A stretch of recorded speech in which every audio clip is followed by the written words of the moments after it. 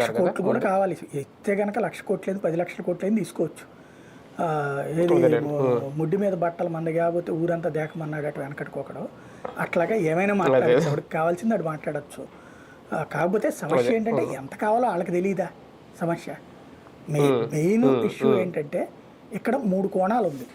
ఒకటి steel plant revival, రెండవ కోణం ఇంకొకటి కూడా కనబడుతుంది. ఇప్పుడు అనకాపల్లి దగ్గర నక్కపల్లి దగ్గర ఏదో ఇంకో స్టీల్ ప్లాంట్ పెడతామంటున్నారు కదా. ఇది ప్రైవేట్ది ఇచ్చేటప్పుడు ప్రభుత్వాన్ని మూసేసి దాన్ని నాశనం చేస్తున్నారన్న పేరు రాకుండా, పబ్లిక్లో నెగిటివ్ రాకుండా చేసుకునే ప్రయత్నం కూడా ఉండొచ్చు. ఇది బాగు చేస్తున్నారు, అది తెస్తున్నారు అన్నటువంటి ఈ మొత్తం ఎపిసోడ్లో మిస్ అవుతున్నది ఏంటంటే, ఆ నక్కపల్లి దగ్గర ప్లాంట్కి సంబంధించి మాటలు మాట్లాడుతున్నారు కానీ ఫైనలైజ్ అవ్వట్లా. జిందాలోడు కడపలో పెడతానన్నటువంటిది అది పక్కకి వెళ్ళిపోయింది. ఇప్పుడు only Visakha steel plant revival మాత్రమే నడుస్తోంది.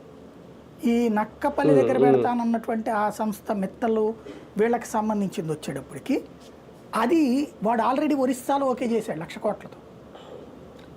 అందుకోసం ఏమన్నా ఇది చేశారన్నది కూడా నా డౌట్. అంటే ఒరిస్సాలో 1,00,00,000 కోట్లతో అంటే అక్కడ బీజేపీ గవర్నమెంటే కాబట్టి అది జనంలో నెగిటివ్ అవుతుంది. కాబట్టి ఇక్కడికి వచ్చే ప్రాజెక్ట్ అడిపోతుంది అంటున్నారు. కాబట్టి అక్కడ ఈ ఫ్యాక్టరీ పెట్టించి ప్రైవేట్ ఫ్యాక్టరీని, ప్లస్ అప్పుడు ట్రాన్స్పోర్టేషన్ ఖర్చు తగ్గుతుంది. అడిగి ఇక్కడ దాకా అనక